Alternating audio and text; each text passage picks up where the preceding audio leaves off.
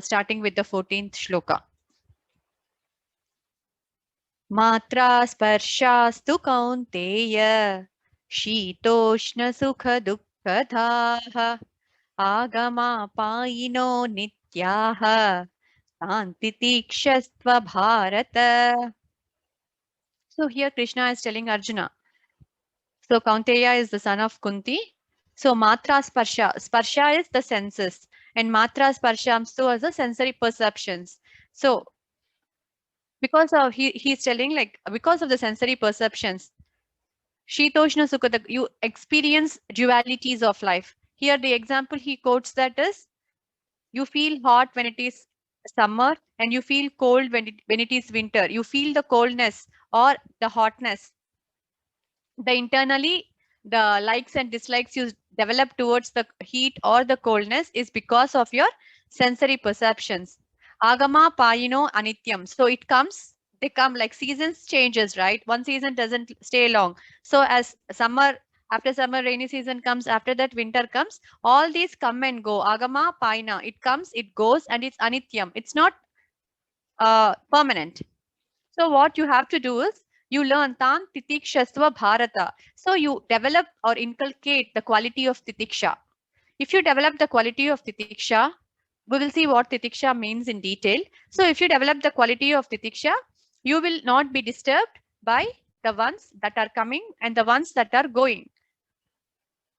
So this is the context of the verse that Lord Krishna tells to Arjuna.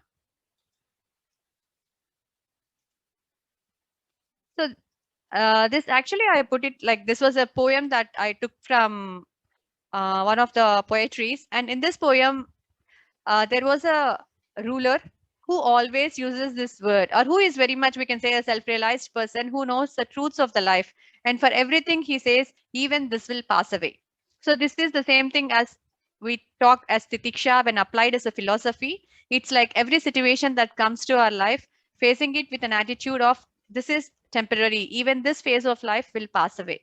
So good happens, he says the same thing. Bad happens, he says the same thing. Even when he encounters the end of his death, nearing to the death, then also he says the same thing. Even this will pass away. So this is a very famous quote that will be quoted in terms of talking about Titiksha. And Titiksha is a Sanskrit term, and we do not have a same word that you can represent it. Like endurance and forbearance will be used, but not 100% you will get the exact meaning by using this word. So I'll tell you a story that happened in Chennai to understand this Titiksha better.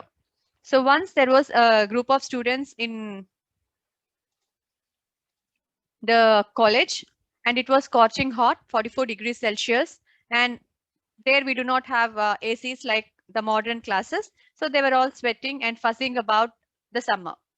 So the lecturer comes in, he notices that the students are all very fussy about that day's climate, and he doesn't sit in his chair to take the lesson. He just walks away, goes out near the window, gets down, and he just calls all the students to come out. All the students will be coming out, and once all the students came out, he will look up to the sky and tell that what a beautiful summer. And the students will not understand anything why he is saying that it is beautiful. To further add to that, he starts saying, the beauty of the summer is the heat, the beauty of winter is the cold, biting cold, and the beauty of monsoons is to pour rain like cats and dogs. So if only all these things happen, then it's called a summer, it's called a winter, and this is called a monsoon. So you have to put up with the natural qualities of a particular object or a particular phase or a particular thing. If you are not bearable to the natural states of things, you will end up in utter stress. So learn to look everything, may it be a person, may it be a thing, may it be an object, may it be a situation, as they are owing to their natural nature. This kind of outlook or this kind of perception towards things will always keep our internal environment cool. If we are agitated because the sun is hot, what is going to happen? Are we going to go and is the sun, because we are feeling bad, will the summer temperature reduce because of our fuss? Nothing is going to happen for the external environment change. because we are just seeking a change or because you are not able to put up with that change. So we need to develop this quality of titiksha, which is the forbearance. Forbearance means enduring something with a right internal attitude. When we say patience also, we generally say that be patient. We think patience is just like waiting. But it's not just about waiting, but about the attitude you display when you are waiting. You can wait, but if you are restless while waiting, even that patience creates you restlessness or stress. The same way, you can cope up with that situation. Or if you have to go out, even though you don't like to go out in the hot sun, you still tend to go out. But with what attitude you go out? Are you accepting that heat, that this is how summers will be? It's okay, I have to go. Or are you always fussing about it's so hot, I cannot tolerate this summer, better I had been at another place? What is that internal attitude you're maintaining? That maintaining a right kind of internal attitude for an external adaptance is titiksha. So it's defined as endurance or forbearance to face all challenges in our life. Titiksha does not mean suffering without resistance. It means forbearance, the ability to put up with unpleasant things without suffering internally. So this is very important. It is a feeling to go outside as well as to go inside. And the nature of life is unpredictability. It's said that change is the only constant in our life. So change keeps on happening, and we have to accept this fact. We have to learn to accept situations which cannot be changed. So titiksha is acceptance of situations without resistance. And titiksha comes from our discrimination, having a right perception towards things.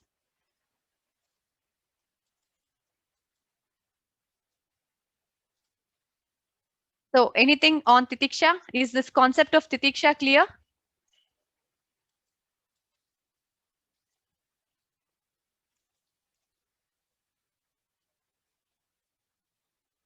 Or you want any more explanation?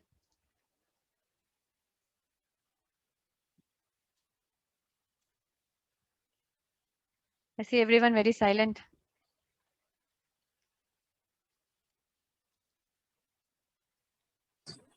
No, Abita, it's okay. Okay. Yeah, I'm okay with it, Amrita. Okay. So this titiksha doesn't just mean to the external circumstances, objects, it even applies to the persons. So if a person is by nature arrogant, by nature angry, how much ever we think or we are not able to put up with that character, nothing is going to happen. If a person has to change, the change has to come from that person, because we are feeling discomfort with the other person's behavior. Things are not going to change. So the thing is, let's not corrupt our internal environment because of the other person's actions. Whatever we can do, we can do, but if the other person is not still ready to change, let's not be disturbed by their behavior.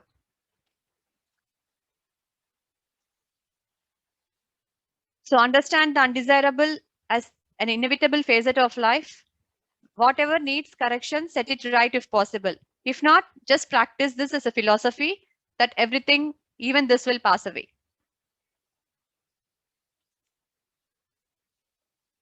So this is the photo of Serena Williams. So by seeing this photo, what do you feel? What among the listed set of emotions, what do you feel is the emotion that suits the picture here?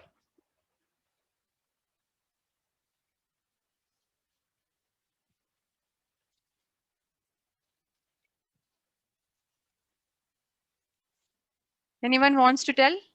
Because I Maybe cannot proceed. happy. Happy, okay.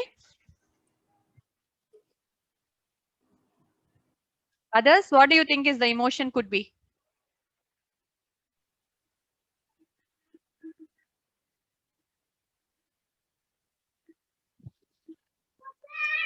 Happy, Okay. I think this is the first batch who is correctly telling us happy. All the other batches, whomever I said that she's scared or she's sad.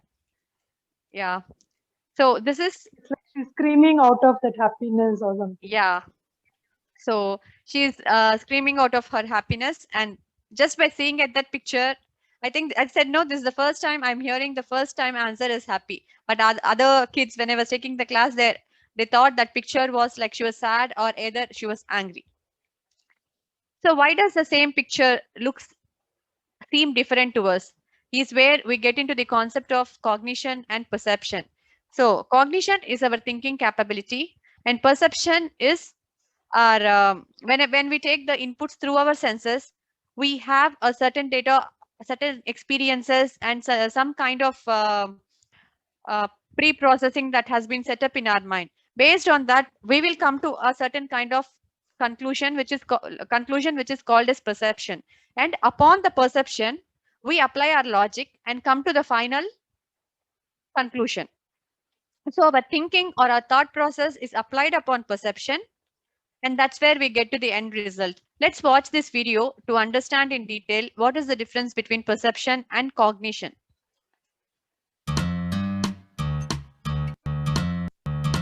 As you think. Hi, this is Avyakta. We all hear quotes like, as you think, so you become. A lot of emphasis is being laid on proper thinking as one of the determining factors for success. Let me now explain to you what determines the outcome of our thinking process. All of us have perceptions. Perception is the sensory experience of the world. It is recognition and interpretation of the sensory information. Our body receives the sensory input and then sends it to the brain for processing. Brain processes it based on past experiences, prior knowledge, emotions, preconceived notions, self-interest, and cognitive distortions, and makes us arrive at something meaningful. This is our perception.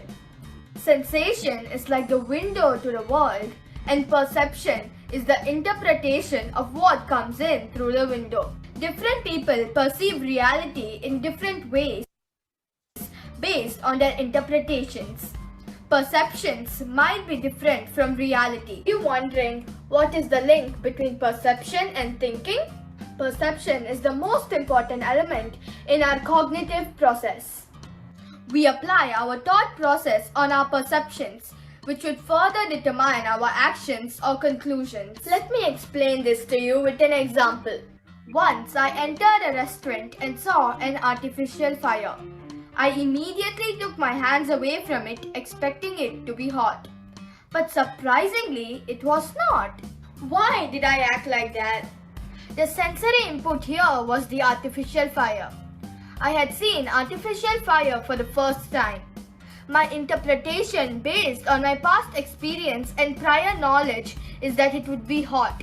So my perception was the artificial fire is hot. Now my cognition is applied on my perception, and hence my logical brain suggested me to not touch it. I moved my hands away from the artificial fire as I had perceived it was hot, whereas my mom had not moved her hands away in the same situation. My mother had seen such a fire before. So her perception turned out that it is not hot, and her cognition suggested her not to move her hands away. You are driving to a friend's place which is located at 36 Rivervale Drive. You unknowingly input the address as 36 River Valley Drive in the GPS to get the directions. At the end, you land up at 36 River Valley Drive and realize that you came to the wrong place. There was no problem in the directions given by your GPS, but the problem was the input data that you gave to the GPS. You cannot blame the GPS for not directing you to the right place. I hope it's clear that perception serves as the starting point for cognitive process. Hence, it is crucial that we arrive at the right starting point before making any decisions. Studies have shown that 90% of errors in thinking is due to error in perception. If you can change your perception, you can change your emotion, and this can lead to new ideas. Thank you for watching.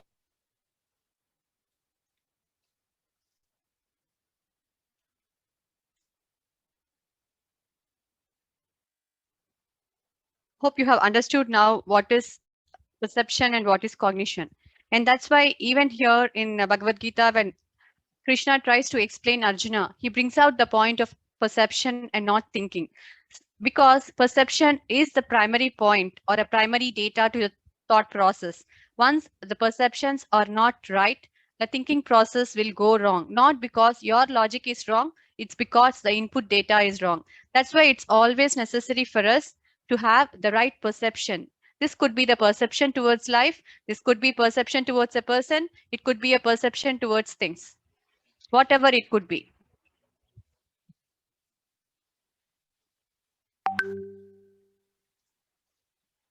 Any doubts in this? These slides were actually from the video, so this was before I made the video. That's why I played a video so that it might be in a sequence and you can understand it better. Yeah, it's okay. It's beautifully explained. Okay. Okay. So let's move on to the next time. The intent of the shloka is he's telling not to have the perceptions of because of which he creates his likes and dislikes. You raise above the likes and dislikes by inculcating the quality of forbearance, that is titiksha. He continues, Yam hina vyatayantyete purusham purusharshabha samadukha sukam dhiram somrutattvaya kalpate. In continuation to the previous verse, he says, O best among Arjuna. So he says Purushashabha. He is addressing Arjuna as Purushashabha. The person who is not disturbed by happiness and distress and is steady in both is certainly eligible for liberation. So he's saying, he told how a person can be not disturbed. The person cannot be disturbed by the dualities of the materialistic world by developing the quality of titiksha. And if such a person exists who is not disturbed by the dualities of this external world, then he is eligible for liberation. Here, the liberation in the spiritual sense can be taken as the ending of the birth and death cycle. But in materialistic world, when we are talking about liberation, in the first level, we can take this liberation to finding peace and happiness. So when we are not disturbed by these likes and dislikes, when we exhibit the quality of titiksha, we will be happy and peaceful in our lives.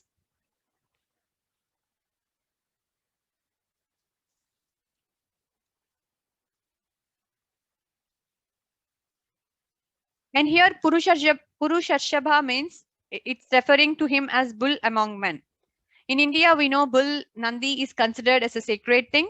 So here Arjuna is also considered as a person who has risen above certain standards and who is eligible to get this knowledge. That's why Lord Krishna here addresses Arjuna as Purushashabha.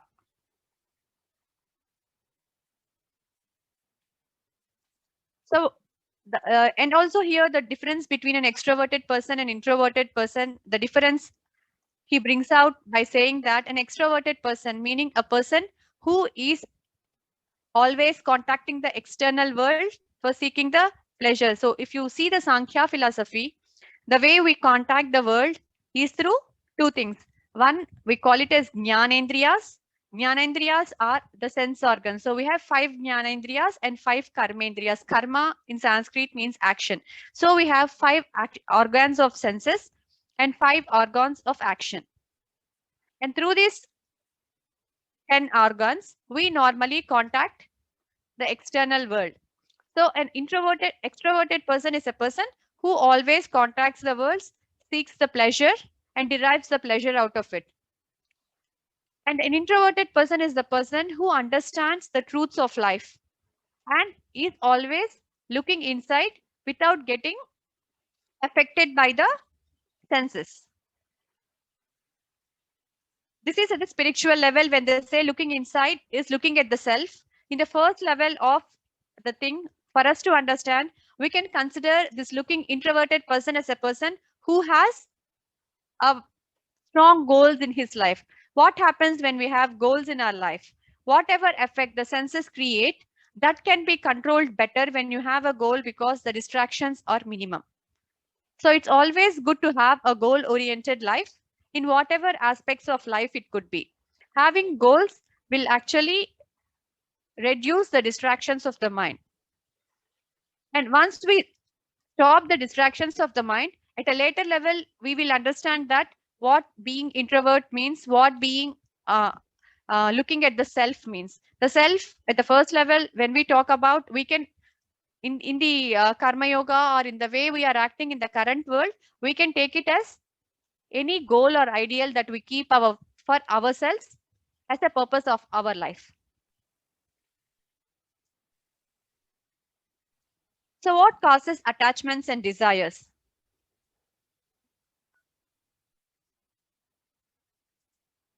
So we get a thought. When we get a thought, we normally contact the external world through our sense organs. And when we contact the external world and the flow of our thought gets or flows to, until certain time towards the external objects, we develop attachment on that object. So we are just seeing whatever thing it is or whatever it is, you tend to develop attachment. And further, if this attachment is not checked and this continues, then it develops a thick thought process, uninterrupted thick thought process, which is desire. When attachment turns into desire, these attachments and desires multiply, and they become like bacteria, and they cause a lot of mental diseases. The reason for getting mental diseases is mainly because of uncontrolled attachments and desires. And because of this, we go into a cycle of not fulfilling them, not getting them, being happy, not being happy, and the cycle continues. And all this is happening because this is not being checked. And who has to check? It is our intellect which has to check. When the intellect is not strong, it cannot check the desires or thoughts, or it cannot control the mind. So the desires and attachments multiplies. And when it multiplies, our mind becomes agitated, mind becomes restless, and we will be subject to stress and strain in our life. And this is the point where he says, when we are directed to ourselves, knowing the truth of the self in simple ways, we can take it as a goal-oriented life or a life with having ideals in our life. So what will happen when we have an ideal in our life? The ideal that you have set will constantly remind your intellect and will start the check process. I'll tell you a simple example. I have a competition tomorrow.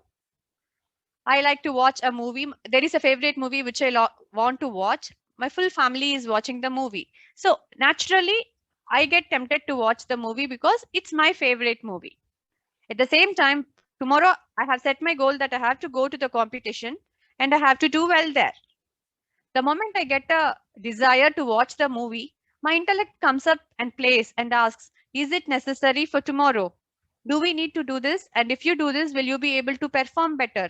And when that rationalization or discrimination starts, I would certainly not watch the movie because I know it will affect my performance of tomorrow. If you don't have a goal, nothing is going to happen. You feel like watching, you watch, even though it affects your health is a second point, but there will be no check that will be done. So in the same way, when you set a goal, even for a small thing in your things, like it might be a holiday, what you want to do in your day.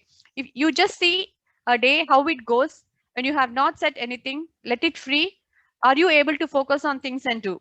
At the same time, you have certain things, not things that create stress, but certain direction to go about or spend your time, and then see how the mind gets clarity and how the mind can do and focus on things. You can check it out for yourself. Any questions for this shloka?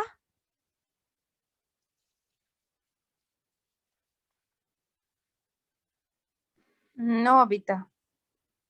Okay, I'll continue with the next.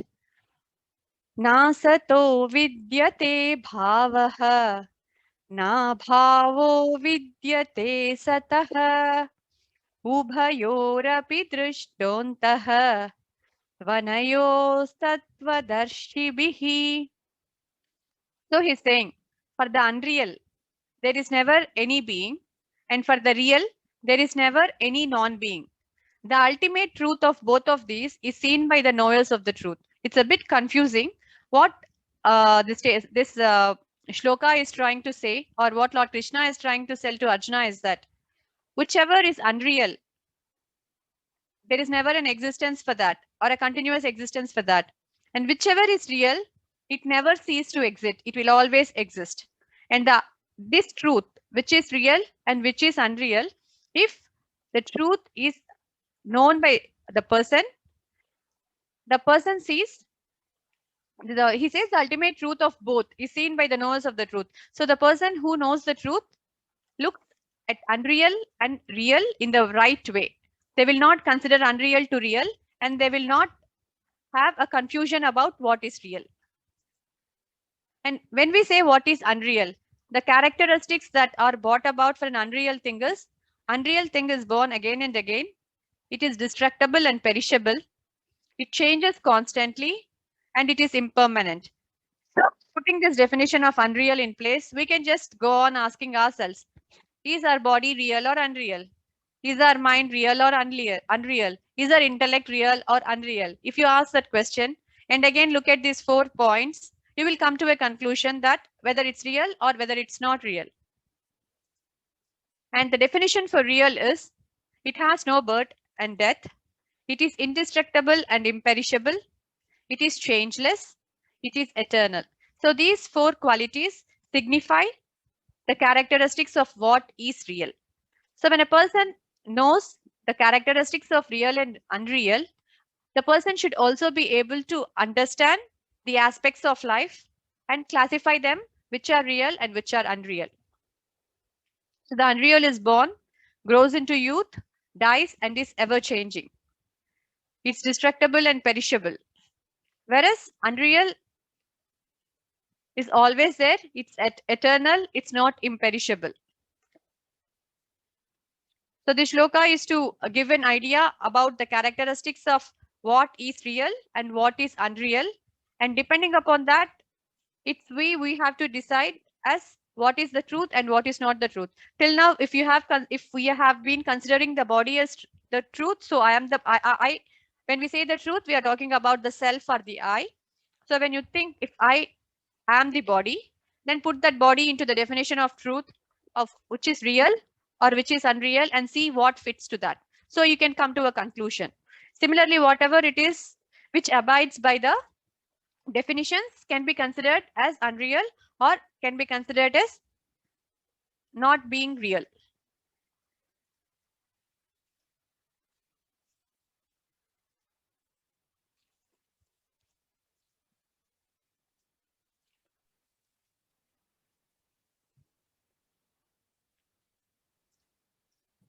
And another term to define reality is, the reality is something that existed in the past, that exists in the present, and also that exists in the future. In the second shloka, when Lord Krishna started telling Arjuna, he says, there was never a time that I did not exist or you did not exist or all these people did not exist.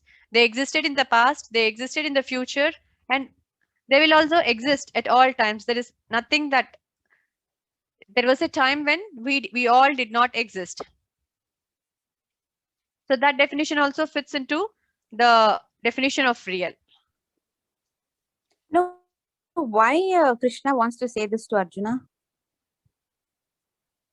Because he wants to tell him the truth of life. Because he is confused and feeling sad for things which are unreal, and Krishna wants to tell him what is real. Okay. Because his whole grieving was on the body, right? He was grieving because he is killing his relatives, he is killing his uncles, he is killing his cousins.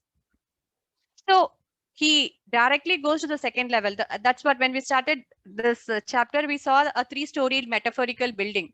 So Arjuna is in the first story where he is in the materialistic world, where he attributes his recognition of I or identity of I with the materialistic body. Whereas Krishna talks from a yogic level, where he represents the I to the self, which is the pure consciousness or the Atman or the enlivening principle of life. So from the Krishna's perspective, from the Krishna's point of view, the life is ever existing. It never ceases to exist. That's why he says there is no need to worry about it.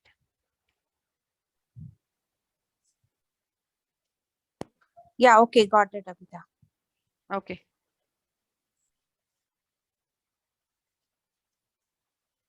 Avinashi tu tad vidhi yena sarvamidam tatam vinashamavyayasyasya na kaschit kartumarhati. So he's saying, know that by which the entire world is pervaded, to be indeed indestructible. No one can bring about destruction of the one that does not change. So he's saying that whatever the life principle is pervading the entire world, that is something indestructible. And no one can bring destruction to the thing that is always real. Because he's in the first chapter, when we saw, he's saying that he's going to destroy the whole of human society. This war will bring destruction and all. To that point, he's saying here that there is nothing that can be destructed because the truth or the self is always real, and real is not subject to destruction. Can you tell me, Abhita, like according to Krishna, what all the things are real? What not what all the things, like he's the definition of he says the self is the real, the truth is the self, you are the self. The self is that life-giving principle or the pure consciousness that it is said in different ways in different things. As far as Sankhya philosophy is concerned, we say this as Atman, as the life enlivening Okay. principle that is present in every human being. That is the truth. I think I'll show you the Okay. section where we discussed about that. No, last time we discussed, yeah, I remember. So you mean Yeah, to say that Atma or the self, Atman. Yeah, the yeah, so life-giving that is principle. In simpler consciousness. words, we can think that that life-giving principle is the one that is real because that is there throughout and that will be there throughout. Okay. Yeah, So I can say the remaining things are unreal then. because it has a change. It is subject to change. When you say body, your body goes through change. When you say your mind, what is your mind? Your mind is realm of emotions. So when you do you have the same emotions what you have in your childhood, and do you have the same emotions that you have as an adult? No, that's The what to emotional me thing. everything is coming under unreal now. Because to me, I feel like Yes. everything changes. So only one Yes. that doesn't change, yeah, is this one. Is the Atman, yeah. So that is the self and Yeah, that is the truth. okay. That's why we say Om Tat Sat. So the truth is that ultimate reality, that you are that truth. Okay. Okay, So when you got it. say you are identifying your I with the truth.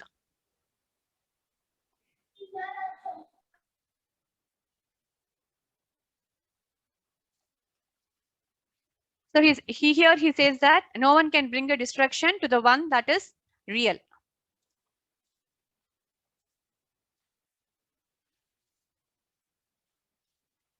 So this is just a bit from the other Upanishad where they say that the Jiva means the Atman, that is the size of 1/10,000th of the tip of the hair. So we can, as a layman, we can understand that the material body minus consciousness is dead body. So when the life enlivening principle within us goes away, we become dead. And the consciousness cannot be revived in a body by any means of material administration. Therefore, consciousness is not due to any amount of material combination, but it is the total, which is beyond the gross matter, which is beyond the 5 elements of nature.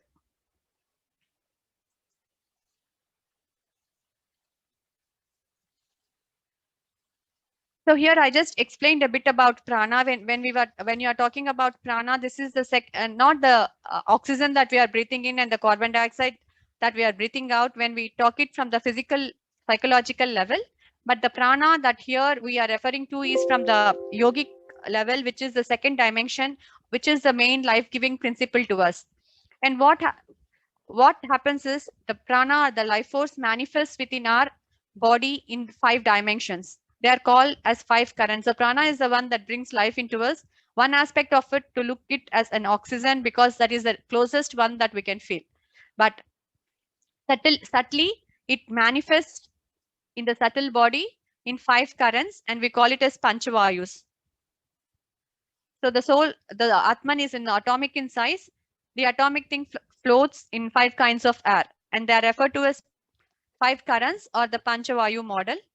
And each one of them has its own responsibility. So when the body leaves, they say that in the yogic science, it said that the 5 dimensions of the prana also leaves one after the other. It's not that everyone leaves at one time, but it leaves one after the other. And let's see how each current is useful, or what are the things that each current does. So from the 5 currents, first one is called as prana. The prana is responsible for intake, and it provides the energy that drives us in life. So it's always associated with the functions of respiration and sensory perception. And the second one is apana. The apana means it's a downward moving force, and this one is mainly associated with the functions of reproduction and elimination. And we have samana, which is equalizing. It always rotates in the middle in the churning motion. It's responsible for the processing mainly of digestion. And when they say digestion, they refer to at all levels, meaning the digestion of food in the stomach, the processing of thoughts in your mind, digestion at all levels. And the next one is Vyana. Vyana means it's diffusive. We can consider it as a nervous system, how a nervous system or the circulatory system carries the blood to the whole of the body. The Vyana diffuses the currents of our pranic force in all directions. So it's responsible for distribution, and because of the distribution, it helps in motion. And Udana is considered as an upward moving force.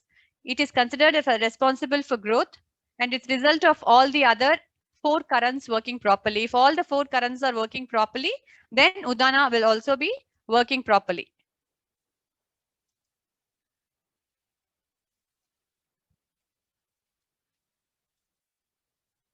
Antavanta ime deha nityasyokta sharirinaha anashina prameyasya tasmadyudyasva bharata. In this shloka, he says that the bodies of embodied one, which is not subject to change, which is indestructible, and which is not available as an object of knowledge, are said to be subject to end. Therefore, O descendant of Bharata, fight. So he is actually ending. Tasmat is like conclusion. So at many places we will see Lord Krishna telling it as Tasmat. So he is now concluding. The self, when he's talking about the bodies of embodied, he's concluding with the word saying that the self, which is real, so it's not subject to any change. It's indestructible. And it is not available as an object of knowledge. When we were telling about the pure consciousness, we told that pure consciousness is a subject and it cannot be identified or understood as an object. So the subject is always there and it never ceases to exist. So there is no need for you to worry about the subject because subject is real. So you go ahead and fight.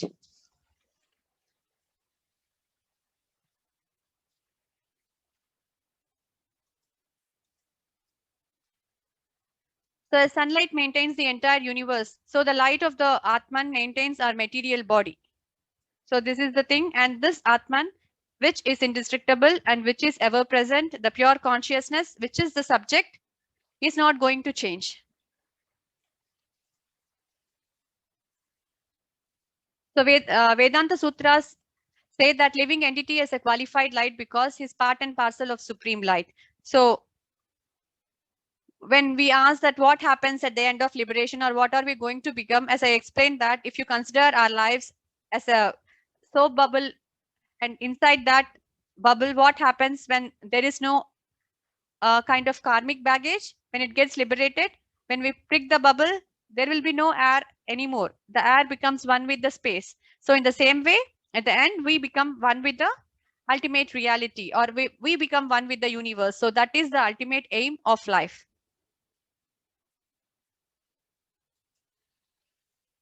So any questions still here?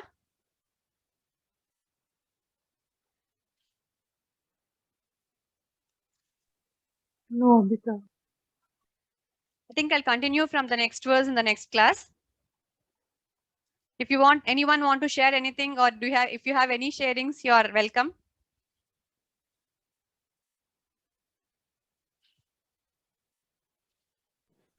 The video on perception was very good, Abhita. It was very clear. and it was great. But the only thing doubt here is, can I ask the doubt? Yeah, Uma.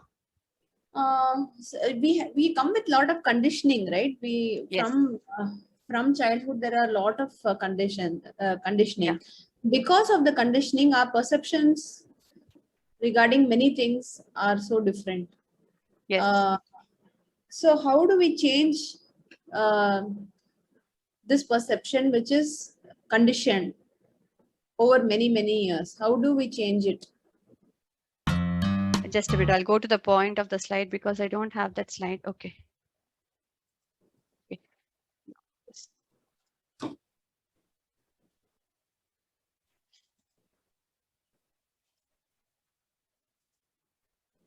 So when we see here, our perception involves interpretation based upon all these things, our prior experiences, prior knowledge, emotions, preconceived notions, self-interest, and cognitive distortions. All these things play a role in your perception, in getting the outcome of your from your sensory perception.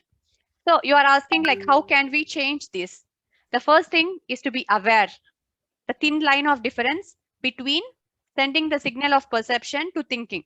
First, you should be aware at that point of time before any decision making, because it's a very minute fraction of a second. Actually, when you don't have this idea, thinking and cognition and perception doesn't seem to be changed. So when you have to break this, first thing is start conditioning, start rewiring your previously acquired subconscious thoughts. It could be through affirmations, it could be through auto suggestions, whatever you follow. First, rewire your thought process. For example, take the thing that I don't like summers. You rewire yourself as I like summers are like that. Summers are hot. I will accept heaty summers. So you rewire your subconscious mind until that becomes imprint in your subconscious mind. Or you have to be very aware in your actions. When you want to take a decision, you have to be able to break this line where the signal is passed from perception to cognition. Okay. And that's why they say for perception, always choose imperative narratives. When we say narrative, there is one event. Suppose take a rainfall. That rainfall might be happy to some people. Some people might feel happy. Some people might feel sad based upon their own things. Someone wanted to go out.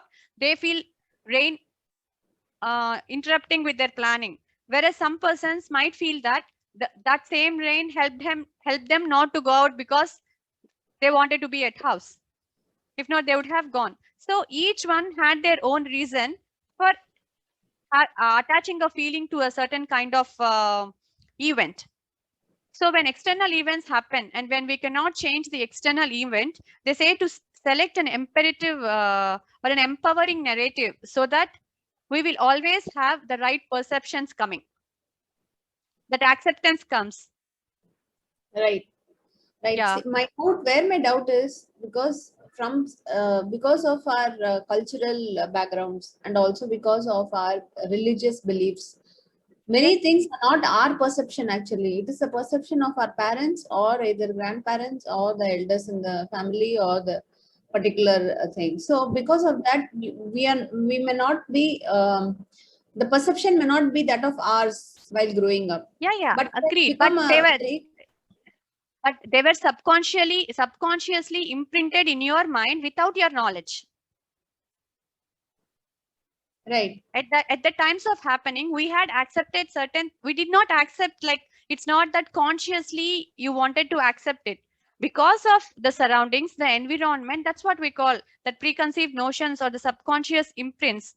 It could be your conscious acceptance or it could be because from the childhood, whatever had happened. But these things can be reversed by rewiring your subconscious mind, which is very hard after a lot of years, but still it's possible through conscious effort. No, Abhita, for example, if I say like Singapore is safe, India is not safe, That means Mhm. like that's a perception because of lot of events that happened or somewhere See, when you say we India got is such safe, kind of. yes, India is safe is your conclusion. That is the outcome of your cognitive process. And to come to that cognitive process, you had your own data that you fed into the logic. See, for you to say it's safe or unsafe, you had some data points, right? Yeah. And your data points are coming from wherever you have gathered your data. It could be from your past experiences, it could be from your friends, it could be your personal experience, anything it could be. No, but overall, if I see others' perception now differs with my perception, right? Exactly. Exactly. Perceptions are different and perception might not be real. Yeah. Perception is not real. Yeah, I agree that. It could be It's real, it could unreal. not be Yeah. real. It's unreal. And it differs from Yeah. person to person. Exactly. Because each one's experience, knowledge, emotions, all these things are different. But thinking that's what, no, logic will be the same. If the data is sent correctly, all persons' thought process works correctly. The difference comes to each person is because of their perception. Yeah, but we cannot change others' perception. We can We only cannot think change about others' person. ourselves. Yes. Yeah, Yes. and then look into it. Okay. Yes. Yes. And that's why here they have used the right word perception. They never use the word thinking.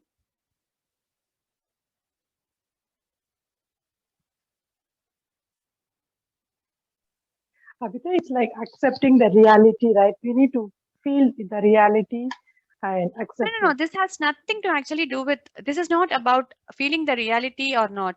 This is like, a perception is like, as we explained, right? From the input that you get from your senses, what is your memory that is processing and giving the data for your logical mind?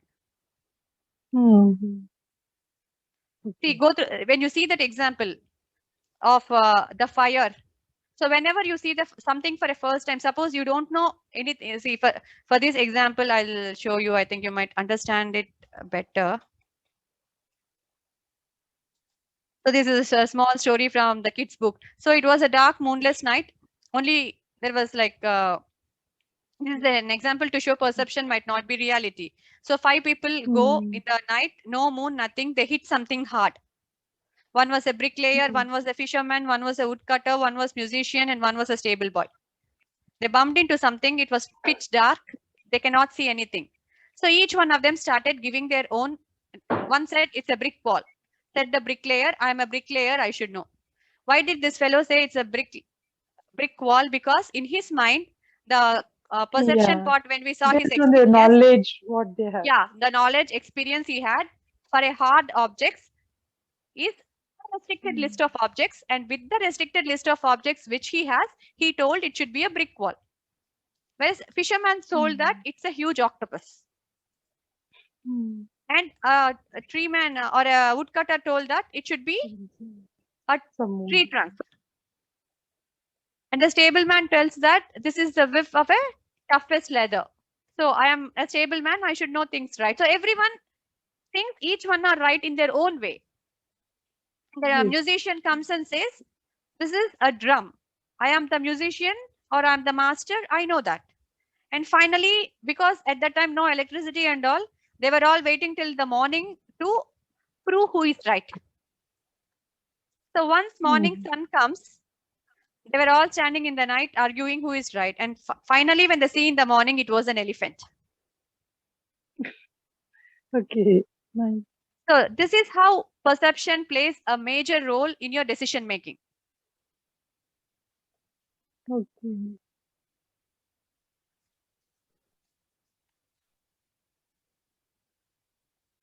So cognition is the action you take because of the perception, right? Cognition Because is the logic. response. Yeah. See, everything is an integrated action. So you have a logic, right? See, if I say A plus B is equal to C, okay? That is the logic. If I give the data 20 plus 30, your answer will be 50. Yeah. So A plus B, that 20 plus 30 is perception. And 20 plus 30 is equal to 50. A plus B is equal to C is the logic. Okay. So your logic will be, if it is hot, don't touch. If it is cold, if it is not hot, touch. So that is your logic. Your logic will always be same. The logic will be same to everyone. Everyone, none of us want to go and touch something that's hot. So our logic or our cognitive process always tells, if it is hot, don't touch. If it is cold, touch. But the data that comes is, it hot or cold is the data that comes into your logical process of touch or not touch, the decision making thing. Are you understanding? So if you give the perception data as hot, your cognitive process will say don't touch. If you give it as cold, the cognitive process will say You can. touch. You can touch. So the difference is that the logic will always be the same. A plus B is equal to C is the logic. That will always be the same. But the C changes based on your A plus B. The value So we of C can changes. manipulate this logic, right, Abhita? Then Logic will always be the same. That's what I'm saying. Cognitive process, right? Normally, everyone thinks in the same way. That means do good, do whatever it is. The thought process will be almost same with everyone. Why everyone infer at different things for the same thing is because of our perception. Because perception is the one that is based on many factors.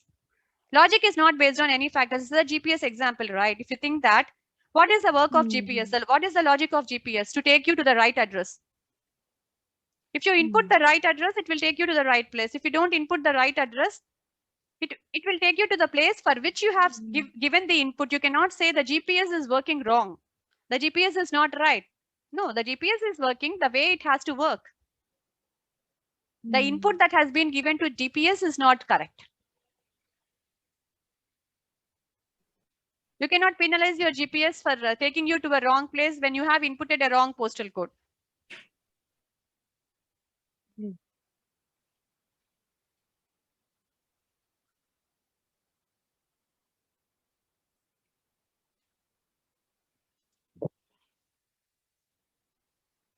So anything else?